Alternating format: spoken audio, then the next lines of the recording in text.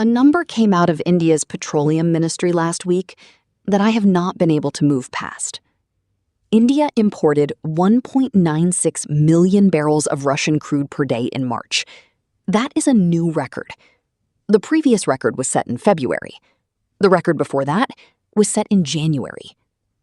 Every single month of this war, India has broken its own record for sanctioned oil imports. And here is the number that sits next to that one. 90%. That is how much of Iran's oil goes to China. A fact this channel has covered in detail. A fact confirmed by CNN, confirmed by the US government, confirmed by satellite imagery off the coast of Malaysia. But there is a second number that nobody is putting next to the first one. 40%. That is approximately how much of Russia's total crude oil exports are going to India right now, according to IEA data. Russia's oil, the oil funding a war in Ukraine, the oil that should be isolated by Western sanctions, the oil that NATO allies spent 3 years trying to cut off from global markets, 40% of it is flowing into Indian refineries. China gets 90% of Iran's oil. India gets 40% of Russia's oil. Both countries are buying sanctioned energy at a steep discount, while the world pays $112 per barrel. Both countries have said nothing about any of it. The entire coverage of this war, every outlet, every analyst, every diplomatic briefing, is treating China as the country running the strategic patience playbook. And China is. But India is running the same playbook in parallel, buying the discounted oil, staying silent at every table, building leverage with both sides simultaneously. And America has not said a single public word to Narendra Modi that carries any consequence. That gap between what India is doing and what the coverage is saying about it is what I want to spend this video on. Because I think it is the most important story about this war that no one is presenting clearly.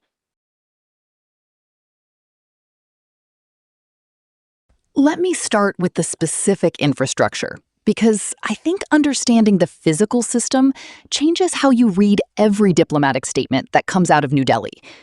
Most people watching this war have a mental image of India as a neutral party, a country that abstains at the UN, calls for dialogue, and tries to stay out of great power conflicts. That image is not inaccurate, but it is incomplete in a way that misses the structural story entirely. Since Russia's invasion of Ukraine in 2022, India built something. Not a dark fleet in the Malaysian sense. India did it differently, more quietly, and arguably more effectively. India's state-owned refineries, Indian Oil Corporation, Bharat Petroleum, Hindustan Petroleum, began purchasing Russian Urals crude at the discounted rates that appeared once Western buyers stepped back from the market. The discount on Russian Urals crude compared to Brent has averaged between $12 and $18 per barrel throughout this period. India consumes approximately 5 million barrels of oil per day. Running 40% of that on discounted Russian crude priced at $12 to $18 below the benchmark that has now surged past $100 since this war began, means India is saving somewhere between $240 million and $432 million per day compared to what it would spend on open market oil. Every single day. And that is before accounting for the Iranian crude India has also continued to purchase through mechanisms that bypass SWIFT and dollar-denominated settlement. Reuters reported in the first week of this conflict that Indian refineries had not stopped accepting Iranian crude. They shifted payment mechanisms. They used rupee dirham swaps. They used UAE intermediaries. They used the same opacity of ownership and the same ship-to-ship transfer logic that China uses in Malaysian waters, just routed differently, through Oman and through the UAE's free trade zones.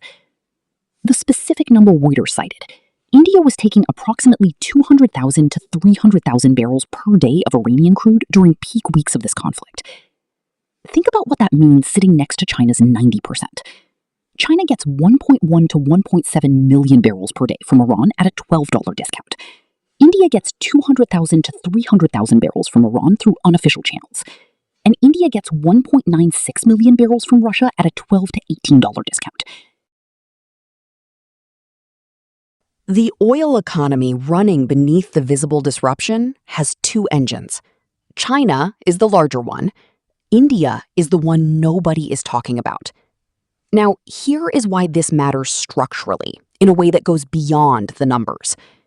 When America designed its sanctions architecture against both Russia and Iran, the architecture assumed that the world's major oil importers would comply with it. Europe would comply, and largely has. Japan would comply, and has. South Korea would comply, and has. But the architecture assumed that India and China would at minimum limit their purchases, or at maximum, that American diplomatic pressure would bring them into alignment. That assumption has proven false for China. This channel has documented it in detail. What nobody has documented clearly is that the assumption has proven equally false for India, and that India's non-compliance carries diplomatic consequences that are different from China's, and in some ways more destabilizing. Because China and America are adversaries, the diplomatic cost of China defying American sanctions expectations is priced in. Washington and Beijing both understand they are in strategic competition, and that each country will prioritize its own interests. India is supposed to be a partner. India is the I in Quad, the Quadrilateral Security Dialogue, the Indo-Pacific Alliance framework that America has been building for years to counterbalance China. India has received American diplomatic investment, defense cooperation, technology sharing arrangements, and public praise from every American president since George W. Bush. And India is buying 40% of Russia's oil. And India is buying Iranian crude through UAE intermediaries. And Narendra Modi has said nothing about any of it that carries consequence. That gap between India as a strategic partner and India as a sanctioned oil buyer is the story the coverage is not telling. I call it the silent second engine. And once you understand what it means when America's most valued Indo-Pacific partner is running the same discounted sanctioned oil playbook as America's primary strategic rival, you will never read another Modi-Biden or Modi-Trump press conference the same way again.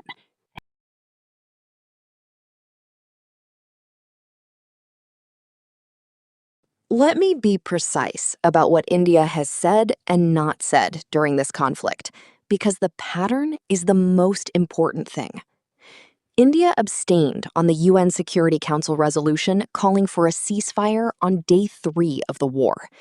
India's foreign ministry issued a statement calling for restraint from all parties and expressing concern for civilian populations. India's external affairs minister, S.J. Shankar, said India believed in dialogue and diplomacy. Those 3 things, abstention, call for restraint, expression of concern, are the full extent of India's public positioning on this war in terms of anything that carries diplomatic weight. India has not called for Hormuz to reopen. India has not called for the withdrawal of Iranian forces from shipping lanes. India has not called for Iran to return to nuclear negotiations on American terms. India has not publicly condemned Iran's seizure of commercial vessels. India has not publicly condemned the attack on American naval assets. And India has not reduced its purchases of Russian or Iranian crude by a single barrel in response to American requests. Compare this to what the other major U.S. partners have done. Germany's chancellor publicly called American strategy unconvincing and said the U.S. is being humiliated by Iran. Japan offered to mediate. South Korea increased its strategic petroleum reserve contributions to allied buffer stocks. The UK deployed naval assets to the Gulf. India has done none of those things. But India has also not aligned with Russia publicly. India has not endorsed Russia's uranium custody proposal for Iran. India has not praised Iran's negotiating position. India has not voted with China and Russia at the Security Council in a way that directly contradicted American interests. India is doing something more sophisticated than alignment with either side. India is running what I call the equidistance premium. Here is how the equidistance premium works.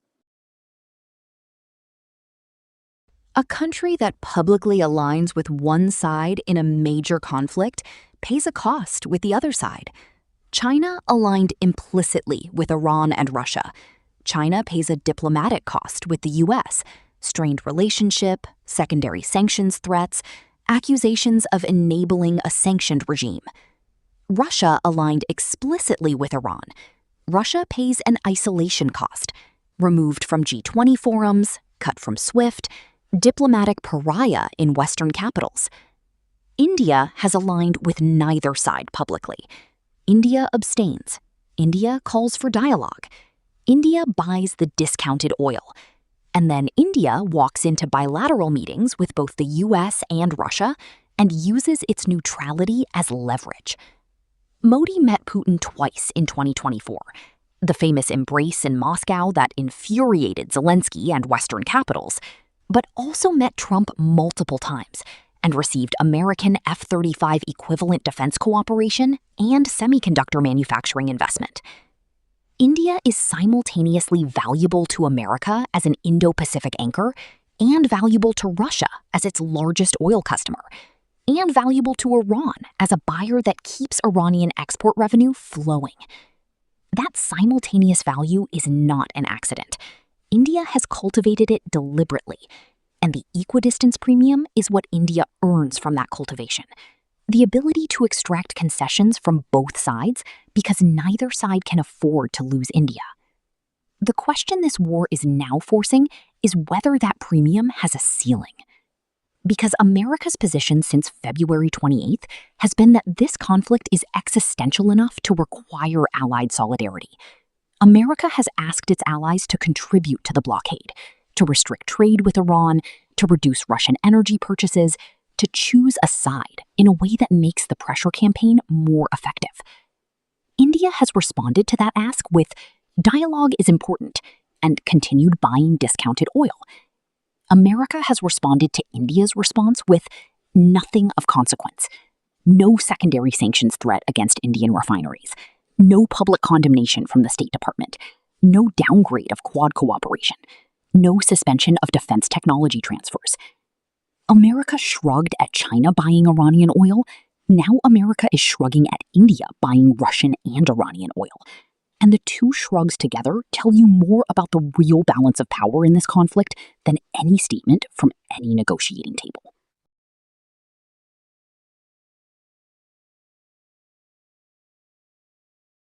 China has been watching India's position in this war with more attention than any other country.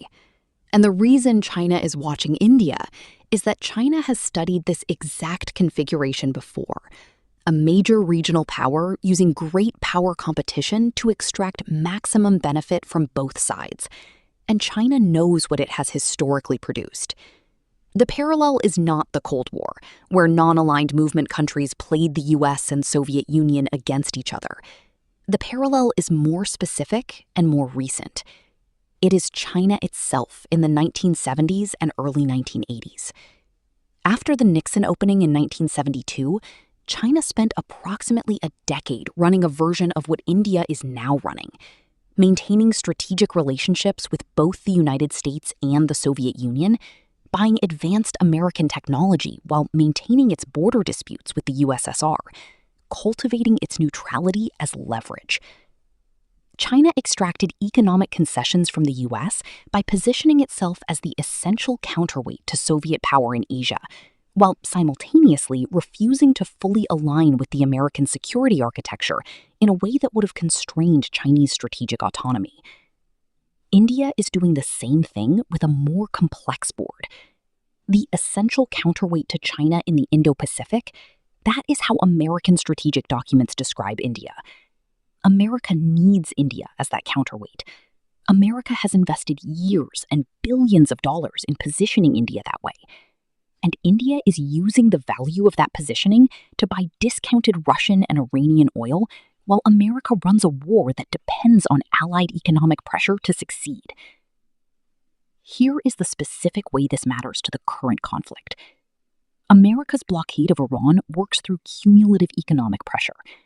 Every barrel of Iranian oil that reaches a market, any market, at any price, reduces the effectiveness of that pressure. China buying 90% of Iran's output largely neutralizes the economic pressure. India buying an additional 200,000 to 300,000 barrels per day adds to that neutralization. The blockade is designed to squeeze Iran's revenue until Iran's cost of continuing the conflict exceeds Iran's benefit from holding Hormuz closed. If Iran can move 1.7 million barrels per day to China, plus 250,000 barrels per day to India, Iran's revenue per day at even a $25 discount from $112 is approximately $149 million per day. That is not a squeezed economy. That is a funded regime. And India's contribution to that funding, while attending Quad meetings and receiving American F-35 equivalent technology and being publicly praised by Trump as a great country and a great friend, is the structural irony at the center of this war that nobody is naming. China knew before this war started that India would not join the sanctions architecture. China's strategic planning for this conflict, which this channel has documented was done well in advance, factored in India's likely equidistance. China built the Dark Fleet and the Malaysian transfer system to move Iranian oil to Chinese buyers. But China also knew that India absorbing Russian oil at discount would continue to keep Russia funded, which keeps Russia positioned to endorse Iran's negotiating framework, which means the Russia-Iran axis that backs the non-American resolution of this conflict remains economically solvent. India's oil purchases are not independent of the strategic picture. They are structurally integrated into it. China understood that before the war. America has not yet publicly reckoned with it. Watch what happens when the May 14th Beijing summit occurs, if it occurs. Trump sits across from Xi, while China is buying 90% of Iran's oil. But the summit America is not planning is the one where Trump sits across from Modi and asks India to choose. That summit has not been scheduled. That conversation has not been demanded. And the absence of that demand is itself the signal. Let me be precise about Modi's specific words, because in this conflict, as in every conflict this channel has analyzed, the specific words do very specific work. Modi's foreign ministry has described India's position on this war as deeply concerned about escalation and committed to the principles of international law and peaceful resolution of disputes. Those two phrases, deeply concerned and committed to international law, are diplomatic non-language. They are the phrases a country uses when it wants to say nothing while appearing to say something. Every country involved in this war has issued statements expressing concern. Iran expressed concern about American military overreach. Russia expressed concern about Iranian civilian casualties. China expressed concern about global energy market stability. Concern is not a position. It is the absence of a position dressed in diplomatic clothing. What Modi has not said is more important than what he has said.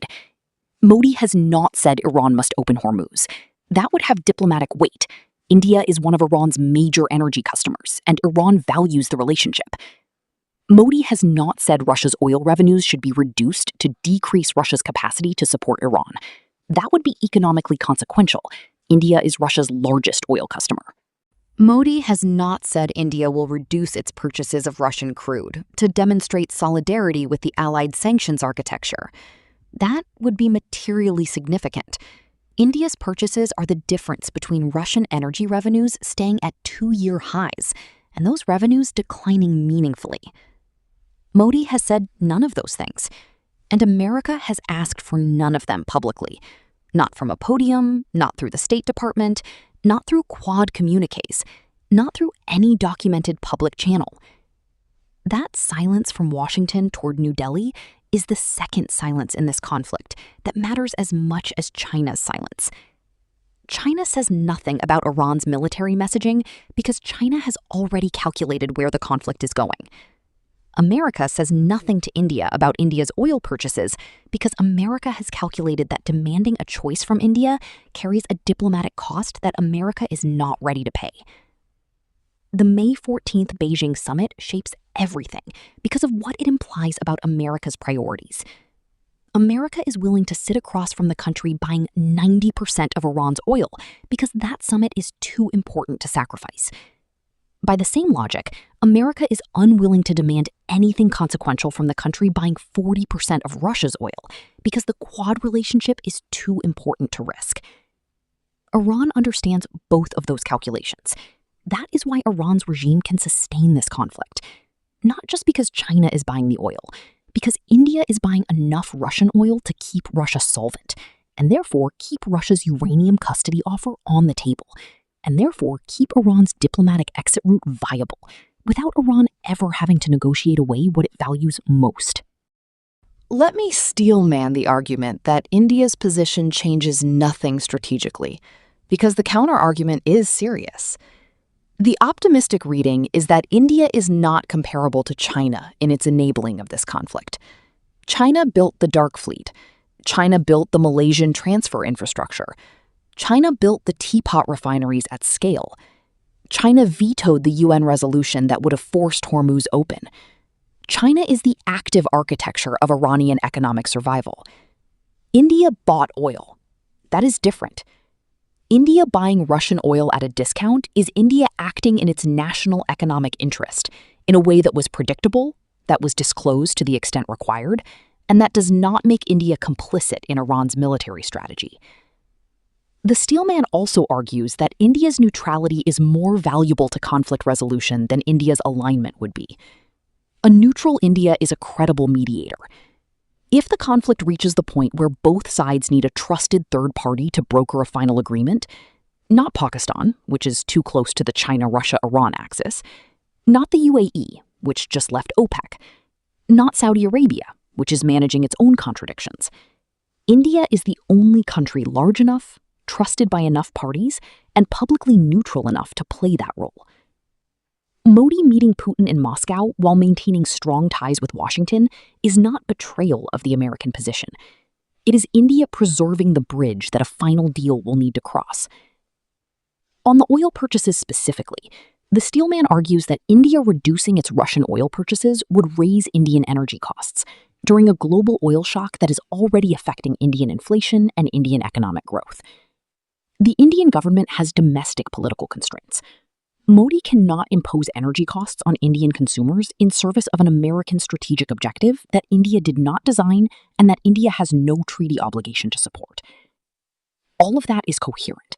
India's oil purchases are economically rational. India's neutrality preserves mediation value. India's domestic constraints are real. But here is what the steelman cannot account for: the combination. India's oil purchases are not happening in isolation. They are happening simultaneously with Russia's uranium custody offer being on the table, with China's Dark Fleet running, with Iran's 1.84 million barrels per day flowing through the system. Every barrel of Russian oil India buys keeps the Russia-Iran revenue axis solvent for another day. Every day that axis is solvent, Iran has less economic pressure to resolve the nuclear question on American terms. India's rational economic behavior is structurally integrated into the architecture of Iranian strategic patience. India did not design that architecture. India does not control it. But India is an essential load-bearing element of it, and America has not named that publicly. The steelman cannot explain why. Watch 3 things as India's position develops over the next 2 weeks. The first is whether any American official, at any level, in any documented venue, says anything to India specifically about India's Russian oil purchases that carries a consequence. Not a concern, not a diplomatic note expressing preference, a consequence. Secondary sanctions language, technology transfer conditions, Quad cooperation conditions. The complete absence of consequence language from America toward India in the first 63 days of this conflict is the signal. If consequence language appears, America has decided India's alignment is necessary enough to risk the relationship. If consequence language stays absent, America has decided the Quad relationship is more valuable than the pressure campaign's structural integrity. The second is what India says, or does not say, after the May 14th Beijing summit. If Trump sits across from Xi on May 14th and the summit produces any language about energy market stability or sanctioned oil flows, watch whether India responds. India's response to the summit communique, if there is one, will tell you whether India is coordinating its silence with China, or whether India's silence is independent. Coordinated silence between China and India on sanctioned oil purchases is qualitatively different from two countries independently deciding not to talk. One is a strategic understanding. The other is a coincidence. The Beijing summit will tell you which. The third is whether Russia's uranium custody proposal, when it is eventually revised and represented to America through Pakistani mediators, includes any language about Indian participation in a verification framework. Russia proposed taking Iran's uranium. Russia has the facilities, the institutional experience, the IAEA relationship. But the IAEA verification of that custody might benefit from a third-party observer that neither America nor Russia controls. If India's name appears anywhere in the revised uranium custody framework, as an observer, as a guarantor, as a co-signatory, it means Russia and Iran have already calculated that India is the bridge, that India's equidistance has been converted into a structural role in the resolution architecture.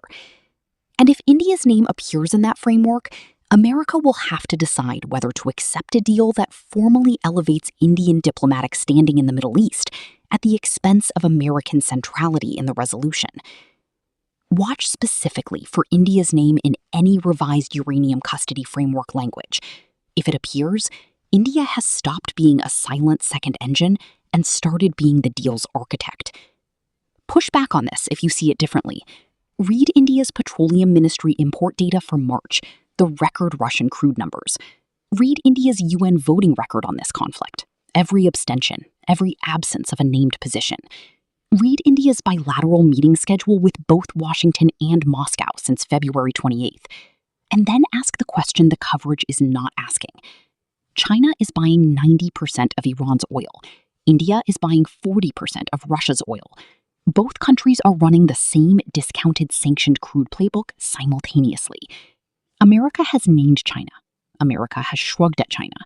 America has not named India.